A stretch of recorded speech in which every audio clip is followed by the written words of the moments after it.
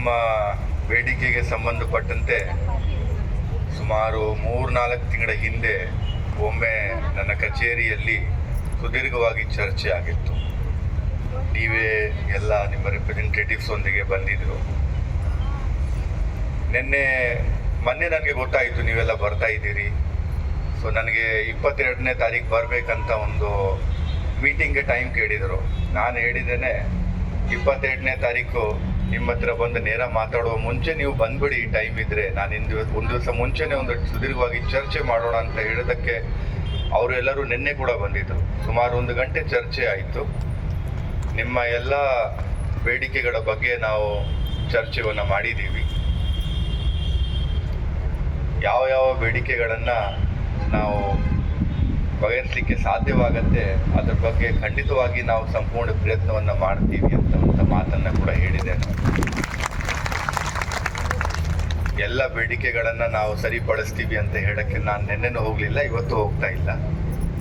ನಮ್ಮ ಅಧಿಕಾರದೊಳಗೆ, ನಮ್ಮ ಒಂದು ಫ್ರೇಮ್ವರ್ಕ್ ಒಳಗೆ ನಾವು ಯಾವ ಕೆಲಸಗಳನ್ನು ಯಾವ ಮಟ್ಟಕ್ಕೆ ಮಾಡಬಹುದು ಅದಕ್ಕಂತ ಒಂದು ಪ್ರಯತ್ನವನ್ನು ಖಂಡಿತ ಮಾಡ್ತೀವಿ. ಆ ಒಂದು ಮಾತನ್ನು ನಾನು ಹೇಳಕ್ಕೆ ಇಷ್ಟಪಡ್ತೀನಿ. ನಿನ್ನೆ ಸುಮಾರು 12-13 ಬೇಡಿಕೆಗಳ ಬಗ್ಗೆ ಚರ್ಚೆ ಆಯಿತು.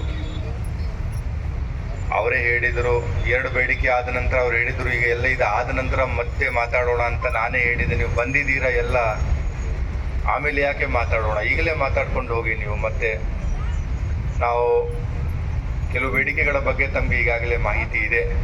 ಅಂದರೆ ನಿಮ್ಮ ಸಂಬಳವನ್ನು ಹೆಚ್ಚು ಮಾಡೋದಾಗಲಿ, ನಿಮ್ಮ ಇನ್ಶೂರೆನ್ಸ್ ಕೊಡೋದಾಗಲಿ, ಈ ಮಾನವ ದಿನಗಳನ್ನು 20,000 10,000 ಏನಿದೆ ಅದನ್ನು ಕಡಿಮೆ ಮಾಡೋದಾಗಲಿ, ಅಥವಾ ನಿಮ್ಮ ಕೆಲಸದ ಇದರಲ್ಲಿ ನಿಮಗೆ ಒಂದು ಕೂತ್ಕೊಳ್ಳಲಿಕ್ಕೆ ಒಂದು ಜಾಗವನ್ನು ಕೊಡೋದು ಆಗಲಿ, ಅಥವಾ ನಿಮಗೆ ಸಂಬಂಧಪಟ್ಟಂತೆ ಇರತಕ್ಕಂಥ ರಜೆಗಳ ಬಗ್ಗೆ ಆಗಲಿ, ಇದು ಎಲ್ಲ ವಿಷಯಗಳು ಇದನ್ನೆಲ್ಲ ಬಂದಿದೆ, ಚರ್ಚೆಗೆ ಬಂದಿದೆ. ಯೋಜನೆ ಬಗ್ಗೆ ಕೂಡ ಅವರು ಕೇಳಿದರು. ಯೋಜನೆ ಬಗ್ಗೆ ನಮ್ಮ ರಾಜ್ಯ ಸರ್ಕಾರದಿಂದ ಈಗಾಗಲೇ ಕ್ರಮವನ್ನು ಕೈಗೊಳ್ಳಲಾಗ್ತಾ ಇದೆ. ಅದರ ಬಗ್ಗೆ ನಾನು ಜಾಸ್ತಿ ಮಾತಾಡೋಕ್ಕೆ ಆಗೋದಿಲ್ಲ.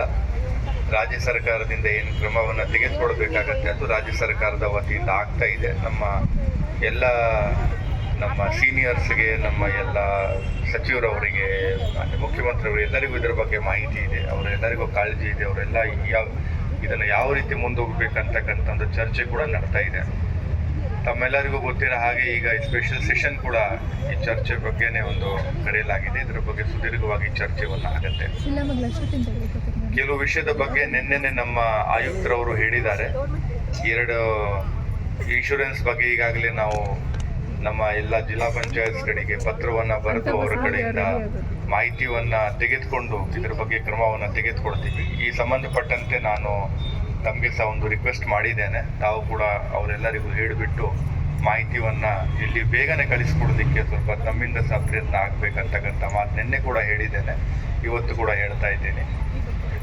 ಉಳಿದ ಎಲ್ಲ ವಿಷಯದ ಬಗ್ಗೆ ನಾನು ಫಸ್ಟ್ ಮೀಟಿಂಗು ಮೊದಲನೇ ನಾವು ಏನು ಮಾಡಿದ್ದೀವಿ 4 ತಿಂಗಳ ಹಿಂದೆ ಮತ್ತು ನಿನ್ನೆ ಏನು ಮಾಡಿದ್ದೀವಿ, ನಾನು ಈಗಾಗಲೇ ಅದೇ ಹೇಳ್ತಾ ಇದ್ದೀನಿ. ನೀವು ಯಾವುದೋ ಒಂದು ವಿಷಯ ಇದ್ದರೆ ನೀವು 4 ತಿಂಗಳ 6 ತಿಂಗಳ ಕಾಯ್ಕೊಂಡು ಆಮೇಲೆ ಎಲ್ಲರೂ ಬಂದು ಇಲ್ಲಿ ಮಾತಾಡೋ ಬದಲಾಗಿ ಯಾವಾಗ ಏನು ಸಮಸ್ಯೆ ಬರುತ್ತೆ ನಮ್ಮ ಹತ್ತಿರ ಯಾವಾಗಲೂ ಬರ್ಬೋದು.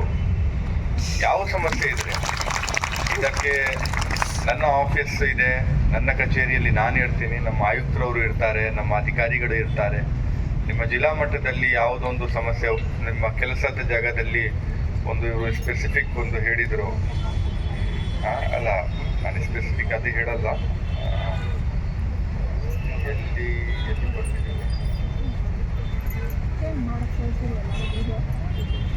ಅಂದರೆ ನಿಮ್ಮ ಕೆಲಸದಲ್ಲಿ ನಿಮಗೇನಾದರೂ ಸಮಸ್ಯೆಗಳಿದ್ದರೆ ಅದರ ಬಗ್ಗೆ ಸಮಸ್ಯೆಗಳನ್ನು ನೀವು ಲೋಕಲ್ ನಿಮ್ಮ ಆ ಹಂತದಲ್ಲಿ ಬಗೆಹರಿಸಲಿಕ್ಕೆ ಆಗಿಲ್ಲ ಅಂತಂದರೆ ಕೂಡಲೇ ನಮ್ಮ ಹತ್ರ ಬಂದು ನೀವು ತಿಳಿಸ್ಬೇಕಂತಕ್ಕಂಥ ಮಾತನ್ನು ಸಹ ಹೇಳಿದ್ದೇನೆ ನಾನು. ಸೊ ನೀವು ಎಲ್ಲ ಇಲ್ಲಿ ಬಂದಿದ್ದೀರಿ, ಈ ಬೇಡಿಕೆಯನ್ನು ಕೊಟ್ಟಿದ್ದೀರಿ. ಬೇಡಿಕೆ ಬಗ್ಗೆ ನನಗೆ ಈಗಾಗಲೇ ಮಾಹಿತಿ ಇದೆ, ನಿನ್ನೆ ಚರ್ಚೆನ ಆಗಿದೆ, ಇವತ್ತು ಕೂಡ ತಾವು ಕೊಟ್ಟಿದ್ದೀರಿ. ನಾನು ತೊಗೊಂಡು ಹೋಗ್ತೀನಿ. ಯಾವ ಕೆಲಸಗಳನ್ನು ಸರ್ಕಾರದ ಮಟ್ಟದಲ್ಲಿ ನಾವು ಚರ್ಚೆಯನ್ನು ಮಾಡಲಿಕ್ಕೆ ಸಾಧ್ಯವಾಗುತ್ತೆ ಅದು ಖಂಡಿತ ನಾವು ಮಾಡಲಿಕ್ಕೆ ಪ್ರಯತ್ನವನ್ನು ಪಡ್ತೀವಿ ಅಂತ 2 ಮಾತನ್ನು ಹೇಳ್ತಾ ನನ್ನ 2 ಮಾತನ್ನು ಮುಗಿಸ್ತೀನಿ. Thank you.